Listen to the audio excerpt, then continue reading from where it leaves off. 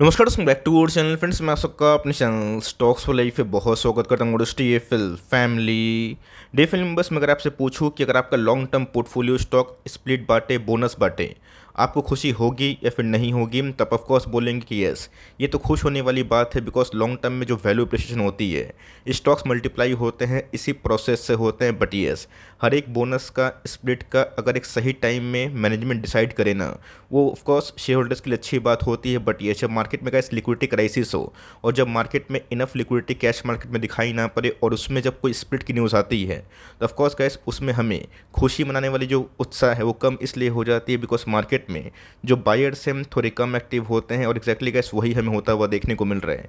एक वीक पहले एक दिग्गज कंपनी है जो पोर्टफोलियो की ऑफकोर्स एक रॉकिंग स्टॉक है, उसमें हमें स्प्लिट की न्यूज़ देखने को मिली। और ऑफकोर्स जब से न्यूज़ आई है, स्टॉक नेगेटिव में कारोबार कर रहा है। और ऑफकोर्स गैस स्प्लिट के पहले एफआईएस ने बहुत दिनों के बाद ब्रेक लगाया है। किसको लेके? अपनी बाइंग स्टॉप की है। उल्टा गैस इस क्वार्टर में हमें सेलिंग की न्यूज़ देखने को मिल रही है। तो करना क्या है और इधर पे क्या रणनीति अपनाएं, फटाफट डिस्कस करना बहुत ही इंपॉर्टेंट है। बिकॉज इसको लेके मेरे पास बहुत क्वेरीज आ रहे हैं। चैनल फर्स्ट टाइम होंगे, सब्सक्राइब कर सकते हैं इस तरह क्वालिटी कंटेंट को सबसे पहले एक्सेस करने के लिए। Now without dealing any for time, let's begin. पहले गाइस 2 मई का दिन बेहद इंपॉर्टेंट होने वाला है बिकॉज कंपनी यहाँ पे स्टॉक स्प्लिट अनाउंस करेगी और साथ ही साथ गैस इनके आएंगे Q4 के नंबर्स। और आप समझ सकते हैं कि नंबर्स के दिन कोई कंपनी बोनस या फिर स्प्लिट देती है, अनाउंस करती है, घोषणा करती है ना, ये समझ के पकड़िए कि मार्केट में शायद उस दिन उस क्वार्टर में नंबर्स काफ़ी हेल्दी हो सकते हैं, तभी कंपनी ये बांटने का फैसला की होगी। बट मैंने क्या बताया कि अगर आप कैश ट्रेडिंग के स्टॉक्स को देखें ना, उसमें गैस आपको बहुत ही डाउन साइड मूवमेंट देखने को मिलेगा। रीज़न क्या है? रीज़न साफ है, बिकॉज लिक्विडिटी है ही नहीं। एक तो गैस फेड की बात की जाए, अड़ा हुआ है कि इन्फ्लेशन 2% से नीचे नहीं आएगा, तब तक रेट कट नहीं करेंगे। आरबीआई ने गैस अभी टेम्प्रोरी बेसिस पे पॉज तो लगाया है, तो क्या फाइनल पाइवट है या फिर नहीं, वो तो गैस नेक्स्ट एमपीसी मीट में पता चलेगा। बट इसी बीच में हम सबको अच्छे से पता है कि जिस कंपनी की फेस वैल्यू 10 है, या तो वो 5 में टूटेगी, 2 में टूटेगी या फिर 1 में। अगर गैस स्टॉक डबल भी होते हैं ना, 10 का फेस वैल्यू 5 होता है, तो ऑफकोर्स शेयर भी डबल हो जाएंगे। बट इसी बीच में समझना इंपॉर्टेंट है क्या सही में ये खुशी मनाने वाली बात है या फिर नहीं।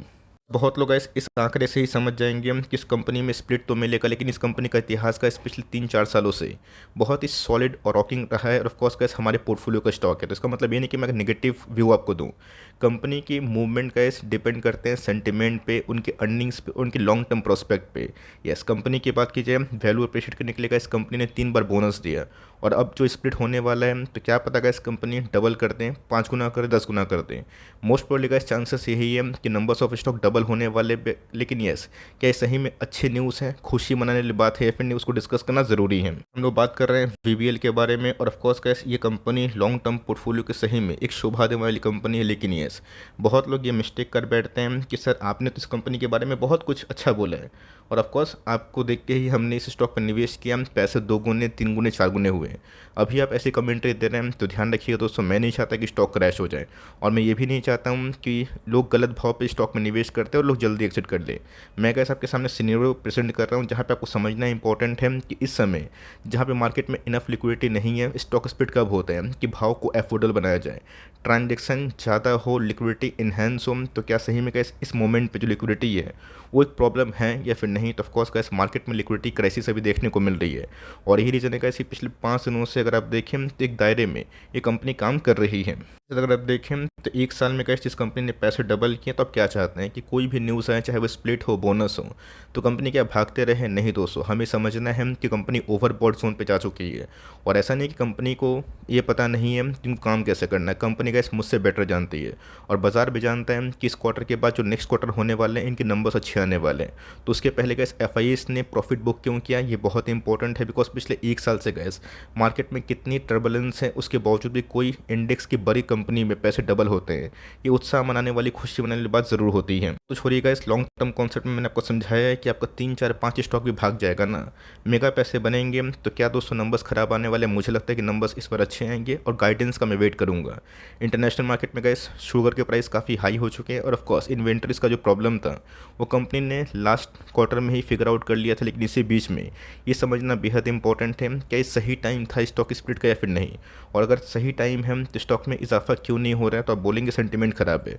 बट यहाँ पे जो एफआईएस के आंकड़े हमें देखने को मिल रहे हैं वो कुछ और ही बयान कर रहे हैं। इसने गैस ये बात समझने की बहुत ही आवश्यकता है। एफआईएस ने गैस हमें अगर आप ध्यान से देखें मार्च 2021 से 2 साल कंटिन्यूसली बेसिस पे थोड़े थोड़े थोड़े थोड़े इनके जो स्टॉक है इसमें इजाफा किया था, और उसके बाद गैस हमें लाइफ टाइम हाई पे ये स्टॉक जाता हुआ दिखाई ज़रूर दिया था। टाइम अगर आप देखें तो एफ ने थोड़ा सा पॉज लगाया। अब मैंने आपको ये भी बताया है, सिखाया है, ऐसा नहीं कि एफ बेचेंगे तो आपको बेचना है, डी बेचेंगे तो आपको बेचना है, एफ खरीदेंगे तो आपको बाई करना है, डी बाई करेंगे तो बाई करना नहीं।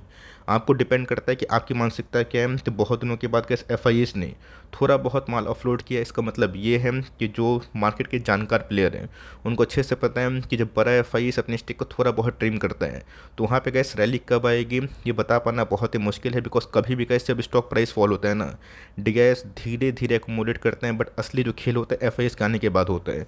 तो ऑफकोर्स गैस ये जो एक छोटा सा आंकड़ा है, डेटा है, ये मुझे नेगेटिव दिखाई पड़ रहा है। और ऑफकोर्स स्टॉक स्प्लिट के बाद ये मत सोचिएगा कि स्टॉक भाग के 2000 5000 चला जाएगा। आपको टाइम देना पड़ेगा। लॉन्ग टर्म फिलोसफी का मैंने आपको हमेशा समझाई है कि हमें रैशनल ओपिनियन रखना है।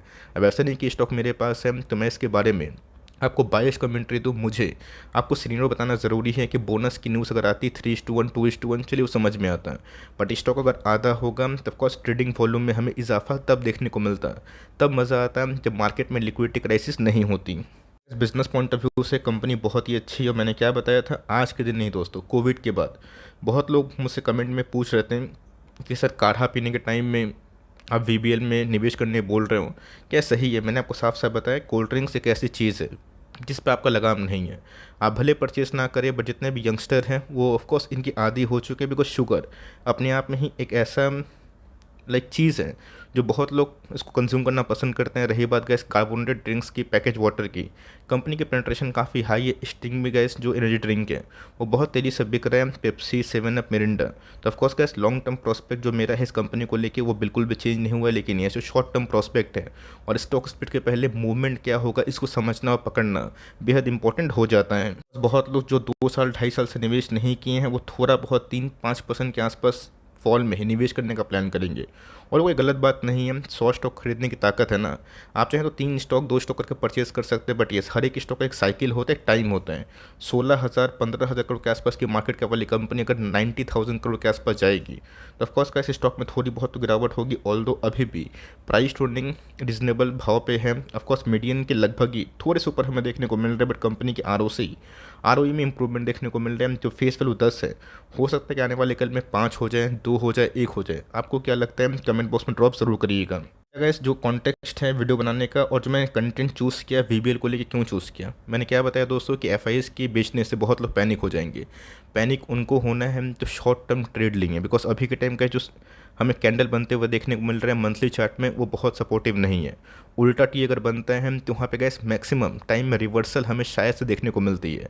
अब पूरे मंथ का समय बाकी है, हो सकता है कि आने वाले 3-5 दिन में मार्केट भागा तो ये भी भाग जाएगा। बट हमें समझना है कि कोई कंपनी में निवेश करते हैं जहाँ पे वॉल्यूम, जहाँ मार्केट में डाउन है इस कंपनी में और कंपनी आरएसआई इंडेक्स में 80 के आसपास है, तो वहाँ पे गैस अगर आप निवेश करते हैं ये सोच के कि शॉर्ट टर्म में भाग जाए तो हो सकता है कि सेंटिमेंट प्लस माइनस होंगे तो कोई कंपनी भाग जाएगी। But long term point of view से अगर आप इस लेवल पर निवेश करेंगे ये सही नहीं है। येस, जिनकी बाइंग लेवल 300 400 500 के आसपास है, स्टॉक अगर 200-300 पॉइंट गिरता भी है तो उनको ऐसा कोई बड़ा डेंट नहीं पड़ेगा। येस, प्रॉफिट तो डाउन होंगे, बट मैंने क्या बताया अगर आप एक शॉर्ट टर्म निवेशक हैं और ये रैली देख के निवेश किए थे, अपना स्टॉप लॉस लिए काम करें। कल अगर आप बोलें कि सर आपने पहले अलर्ट नहीं किया, बहुत लोग कंप्लेन करते हैं, तो ऑफकोर्स अगर आप एक लॉन्ग टर्म इन्वेस्टर है ना, ट्रेडर की तरह मत सोचिए।